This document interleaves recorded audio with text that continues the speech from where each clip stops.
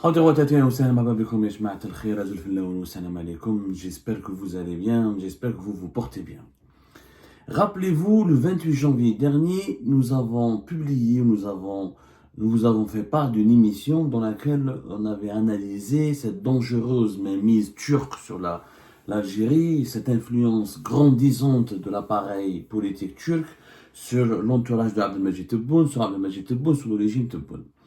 Et on s'était posé des questions sur le pragmatisme, sur l'utilité, l'efficacité, voire la pertinence de ces relations privilégiées que le régime actuel, le régime Tebboune, tisse avec la Turquie d'Erdogan. Et on avait bien pris le soin de signaler que, naturellement, la Turquie d'Erdogan est une puissance régionale intéressante, qu'il est bien d'avoir des bons rapports avec elle, sauf que force est de constater que le régime Tebboune a construit des rapports exclusivement privilégiés avec la Turquie, dans une moindre mesure avec le Qatar, qui est le deuxième partenaire qui est le deuxième ami du régime algérien, mais qui est le Qatar et la Turquie sont, vous savez, des alliés inséparables, ils sont dans le même clan, on va dire. Et on s'était dit, c'est bien d'avoir de bons rapports, mais ce n'est pas normal d'avoir uniquement des bons rapports avec la Turquie. Et que c'est pas normal que les Turcs arrivent à détenir des privilèges et à avoir une influence dans plusieurs domaines stratégiques, comme le BTP, comme l'immobilier, comme la diplomatie et la coopération bilatérale, les échanges commerciaux, les avantages pour les investissements étrangers, alors que l'Algérie a toujours été gagnante, d'abord en diversifiant ses partenariats et en tissant des relations plus solides avec des puissances plus importantes que la Turquie, qui est la Chine notamment, l'Union européenne, les États-Unis d'Amérique notamment, et que le fait qu'il n'y a que les Turcs qui arrivent à réaliser des percées positives en Algérie, arrivent à réaliser et à protéger et à développer leurs intérêts en Algérie, c'était inquiétant. Il y a une certaine dépendance vis-à-vis de la Turquie qui s'est installée malheureusement depuis 2021-2022 et que le partenariat avec la Turquie n'est pas forcément gagnant pour l'Algérie pour deux ou trois raisons. La première est que les Turcs, ils n'ont pas il y a un problème de loyauté à l'égard de la Turquie, clairement. La Turquie n'est pas loyale, la Turquie d'Erdogan n'est pas loyale, elle est fidèle qu'à ses intérêts, que les Turcs, à la moindre occasion, ils pourront avoir des intérêts avec les rivaux, les adversaires de l'Algérie, ils n'hésiteront pas à composer avec les adversaires et les rivaux de l'Algérie. Ils n'accorderont pas Si l'Algérie accorde autant de privilèges à la Turquie d'Erdogan n'accordera jamais un traitement de faveur à l'Algérie, puisque la Turquie d'Erdogan, elle ne fonctionne qu'avec ses intérêts. Il y a un problème de loyauté. Deuxièmement, il y a un problème de rentabilité. Cet investissement sur un partenariat stratégique et exclusif avec la Turquie n'est pas rentable pour l'Algérie, parce qu'il nous prive d'approfondir nos partenariats avec d'autres pays qui investissent plus d'argent en Algérie, qui nous donnent plus de bénéfices. Clairement, les Turcs, on l'a expliqué, on a donné des exemples très concrets le 28 janvier dernier. Quand ils viennent en Algérie, ils bénéficient des marchés publics, ils prennent la commande publique, mais ils créent très peu d'emplois, ils font pratiquement jamais de transfert de technologie et ils n'investissent jamais avec leur argent. Ils prennent l'argent des banques algériennes ou l'argent de l'État algérien à travers des marchés publics, ils s'enrichissent en Algérie, ils partent ailleurs, ils prennent leur argent, ils se barrent. Mais ils rapportent très peu de bénéfices à l'Algérie. Ce sont les raisons que nous avons donc avancées, en plus de la doctrine politique de la Turquie, n'est pas vraiment conforme à la doctrine politique et géopolitique et diplomatique de l'Algérie, qui depuis son indépendance, elle ne veut pas faire de l'ingérence étrangère, les Turcs font beaucoup d'ingérence étrangère, l'Algérie, elle se méfie, elle a lutté contre le terrorisme et elle a une phobie contre les mouvements islamistes et elle a toujours lutté pour empêcher l'emprise des mouvements religieux sur la vie politique du pays, alors que la Turquie, carrément un grand bailleur de fonds, un grand soutien aux mouvements islamistes, dont les mouvements islamistes les plus radicaux et certains mouvements islamistes djihadistes, comme on l'a vu en Syrie notamment, avec Hayat Tahrir al-Sham, qui a renversé le projet de Bachar al-Assad. Donc ça ne colle pas. Nous n'avons pas la même vision. L'Algérie et la Turquie d'Erdogan, c'est deux visions différentes, deux idéologies différentes, deux doctrines différentes, qui ont des intérêts qui ne sont pas convergents. L'actualité vient de me donner raison, puisque nous venons d'apprendre, et le Maroc vient de le célébrer, le plus important fabricant turc de drones militaires a décidé de s'installer au Maroc et non pas en Algérie. C'est-à-dire que les Turcs ont beaucoup d'intérêt en Algérie, ramassent beaucoup d'argent en Algérie et brassent des milliards en Algérie. Ils veulent que l'Algérie, que le commerce extérieur entre l'Algérie et la Turquie atteigne il dépasse pour le moment les 5 ou 6 milliards de dollars. Ils veulent que ça soit pratiquement 10 milliards de dollars entre l'Algérie et la Turquie. Mais quand il s'agit de donner des technologies, de fabriquer des armes ou d'offrir un certain savoir-faire pour renforcer la défense nationale, ben les Turcs n'ont pas choisi l'Algérie puisqu'ils ont choisi d'aller s'installer au Maroc, qui est quand même le rival direct du régime algérien. L'Algérie considère, notamment à travers le régime Tebboune, le Maroc comme non seulement un rival, mais comme un ennemi absolu. Le discours médiatique et politique du régime algérien ne cesse de nous apprendre que il y a un problème direct avec le Maroc, que le Maroc est une menace directe dans notre sécurité nationale, que le Maroc est c'est la source de toutes les manœuvres de déstabilisation de la souveraineté et de la sécurité nationale de l'Algérie. Et bah, comme par hasard, qu'est-ce que on apprend? On apprend que les Turcs, qui sont soi-disant les amis du régime Tebboune, et que Tebboune est parti 2 fois en Turquie, et les Turcs qui donc bénéficient, voilà, ils arrivent à ouvrir toutes les portes de l'establishment algérien, on leur donne tous les privilèges et les avantages, que ce soit dans l'immobilier, dans le textile, dans la sidérurgie, dans l'énergie, puisqu'on leur vend beaucoup de GNL, dans l'immobilier, le BTP on en a parlé, dans le commerce, dans les importations et les exportations. Eh ben, les Turcs n'ont pas décidé, vu que les Algériens sont leurs partenaires et que les Algériens leur donnent énormément de privilèges et d'avantages, les Turcs n'ont pas décidé de nous renvoyer l'ascenseur, puisque leurs investissements militaires le plus important sera basé où? Sera basé au Maroc. Ah, c'est quand même bizarre, effectivement. Depuis le 29 janvier dernier, ce 29 janvier 2025, le célèbre fabricant turc des drones Bayraktar a décidé de créer une filiale en Turquie qui s'appelle Atlas Défense. Ça a été officiellement publié dans le bulletin officiel des annonces légales, qui est l'équivalent du registre de commerce au Maroc, le 29 janvier dernier. Alors, il s'agit d'une société qui s'appellera Atlas Défense.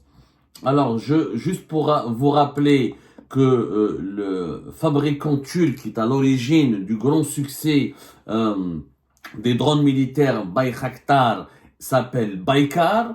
Cette société Baykar a été fondée par les frères Bayraktar, dont le concepteur, et cette société existe depuis les drones militaires turcs ont commencé à être fabriqués, à être connus depuis 2014. Mais l'ingénieur technique, l'inventeur du fameux drone Bayraktar TP2, qui est en train de susciter, qui a suscité un buzz mondial et qui cartonne dans le monde entier, notamment depuis 2018-2019, a été conçu par un ingénieur turc qui a étudié aux États-Unis et qui est le gendre direct de Tayyip Erdogan. Il s'agit de monsieur Selçuk Bayraktar. C'est pour ça qu'il porte le nom, les drones portent, la société s'appelle Baykar, mais ce sont les drones portent le nom des frères Bayraktar.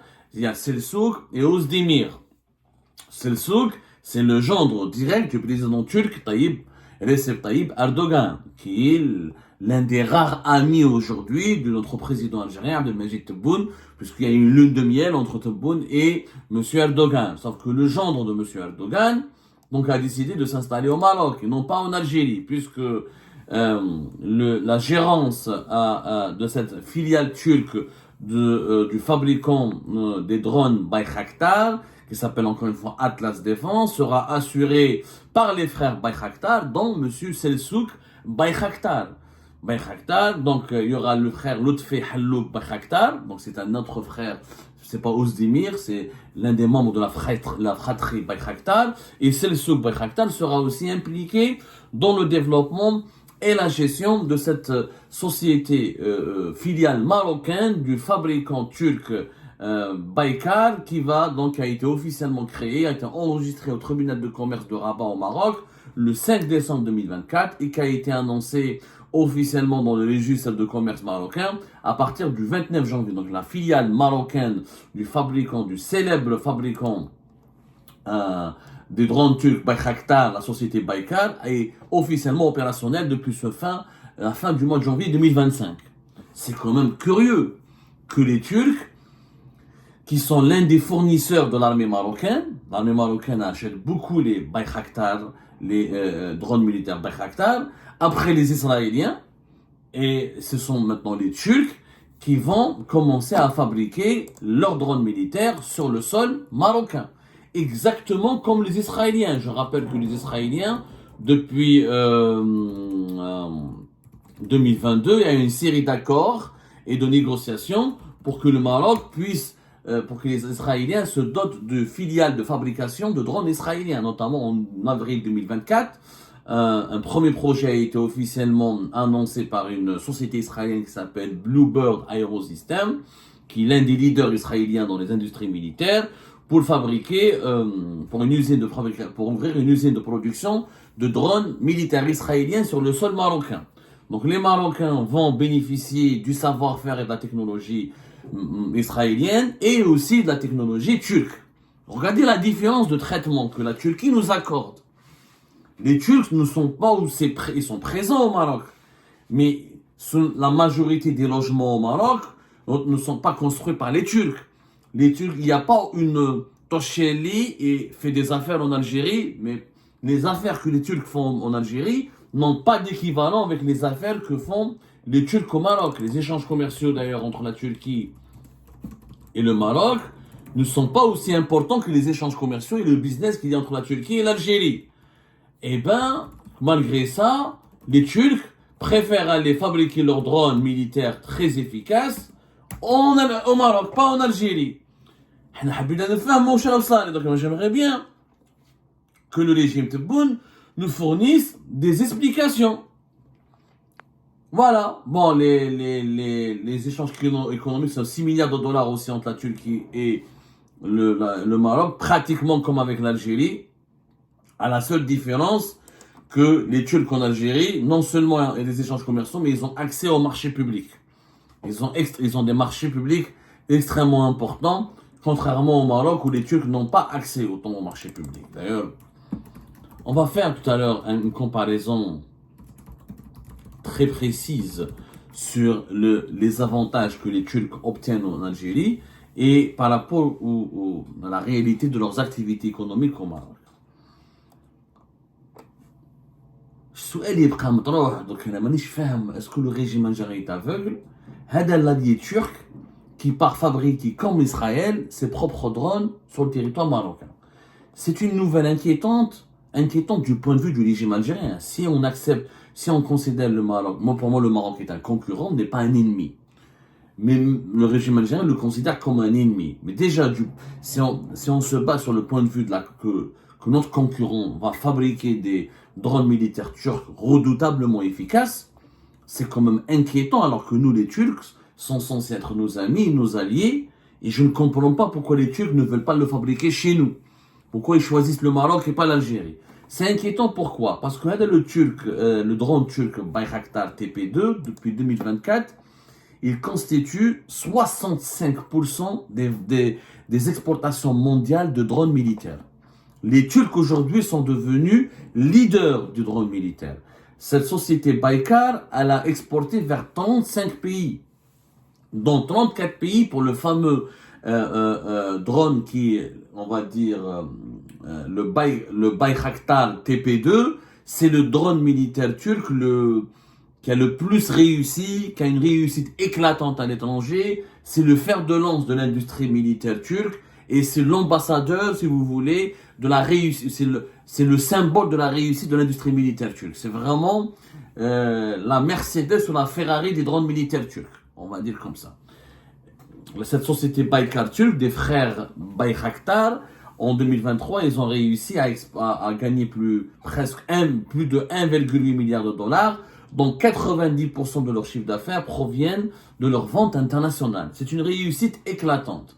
Il faut savoir que le Bayraktar a prouvé son efficacité, que ce soit sur le champ de bataille en Libye, en Syrie, en Ukraine, tellement le Bayraktar TP2 a été jugé efficace que certains Ukrainiens surnomment leurs enfants Bayraktar, tellement il est efficace. Il est très efficace aussi au Sahel. C'est en 2022 une cartographie a été faite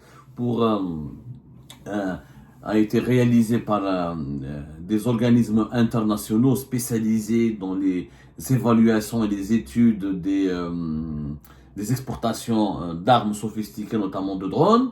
Cette cartographie démontre que la Turquie a réussi à exporter ses drones, notamment les fameux drones Bayraktar, vers des pays européens membres de l'OTAN comme la Pologne ou la Roumanie, vers des pays asiatiques comme le Kazakhstan et le Turkménistan, vers des pays qui ont des grandes armées comme le Pakistan, les pays arabes comme l'Arabie Saoudite, l'Éthiopie, et des pays africains, notamment les pays du Sahel comme le Niger et le Mali, ainsi que le Nigeria. L'Algérie achète des drones turcs.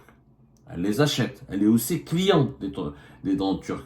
Mais, d'après les informations qui sont disponibles, l'Algérie, elle n'est pas cliente du Bayraktar, c'est-à-dire des drones d'élite de l'armée turque.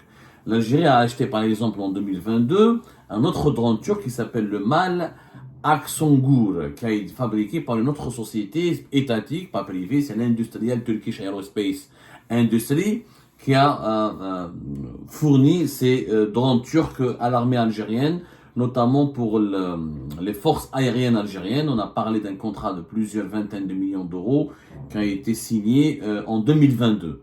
Donc l'Algérie achète aussi les drones turcs. Sauf que, comme le Maroc, visiblement, peut-être que le Maroc achète plus que de drones turcs. Il n'y a pas de données publiques disponibles, vérifiables et crédibles. Mais encore, ce qui est en tout cas remarquable, c'est que la Turquie a préféré, l'industrie de la défense turque a préféré miser sur le Maroc que de miser sur l'Algérie. On pourrait s'interroger légitimement est-ce qu'il n'y aura pas un déséquilibre de force. On a reproché les autorités algériennes, le régime actuel algérien a longtemps diabolisé le Maroc, il a longtemps considéré comme un ennemi dangereux parce qu'il a fait une alliance militaire importante avec Israël en novembre 2021 et qu'il y a des projets de fabrication d'armes sophistiquées comme les drones israéliens. Aujourd'hui, le Maroc va fabriquer aussi les drones militaires turcs qui sont extrêmement efficaces. Je viens de le dire, le Bayraktar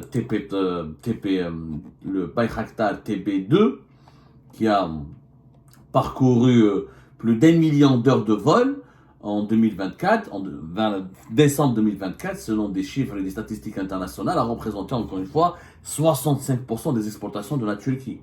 Donc il est redoutablement efficace. Il peut, la Croatie, les pays européens l'ont acheté comme la Croatie, il peut servir pour des détections de feux de forêt, comme il peut servir pour des actions et des attaques et des offensives militaires. Voilà. C'est les Marocains qui vont bénéficier du savoir-faire et de la technologie turque, c'est pas l'Algérie. Pourtant, c'est en Algérie que nous considérons les Turcs comme nos alliés les plus fidèles, les plus loyaux. Où est la loyauté de la Turquie? Est-ce que la Turquie aurait aimé, par exemple, que l'Algérie, que l'armée algérienne, ou que les entreprises de défense militaire algériennes signent ou la fournissent les Kurdes, les milices armées kurdes, ou signent avec le Kurdistan irakien ou le Kurdistan en Syrie pour leur fournir des armes? Comment les Turcs, selon vous, auraient réagi si le rival géopolitique direct de la Turquie était alimenté par l'Algérie en armes? Je crois que les Turcs n'auraient pas du tout apprécié et ils auraient réagi vigoureusement. Je fais cette comparaison pour vous expliquer la sensibilité actuelle des relations algéro-marocaines, où nous ne sommes plus dans une équation de rivalité. Du point de vue du régime algérien, le Maroc, c'est plus un rival, c'est un ennemi. Or, c'est cet ennemi qui va bénéficier des technologies militaires turques les plus avancées, alors que la Turquie était censée être notre allié. Donc notre allié, la Turquie, a préféré notre ennemi, le Maroc. Il y a quelque chose qui peut-être nous dérange ici. je pense qu'il y a quelque chose qui intrigue, qui peut nous inquiéter légitimement. Légitimement. Silence, cette information, je ne sais pas si elle va susciter des commentaires.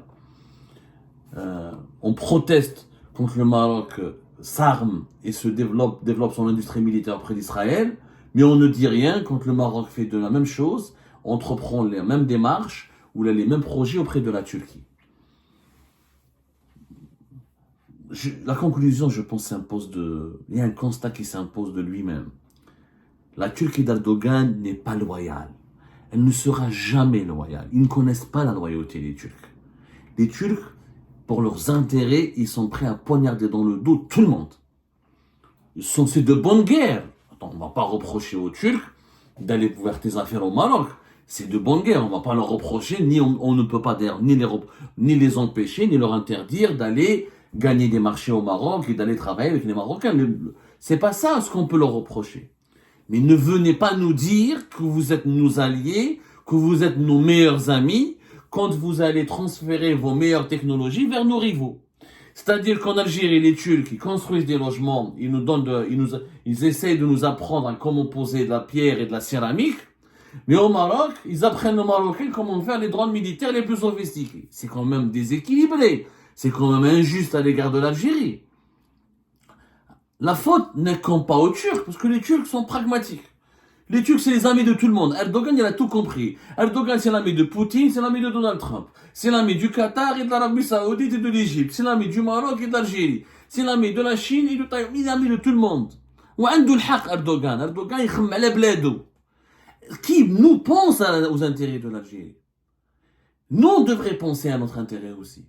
Et l'intérêt de l'Algérie est de construire des stratégies, des alliances basées avec des partenaires qui nous seront loyaux et qui nous seront loyaux, qui feront preuve d'une loyauté et qui nous permettront de bénéficier aussi d'un certain transfert de technologie.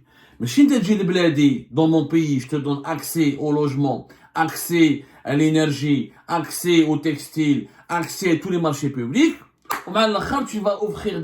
tu vas développer tes projets militaires les plus sophistiqués chez mon rival, chez mon concurrent direct.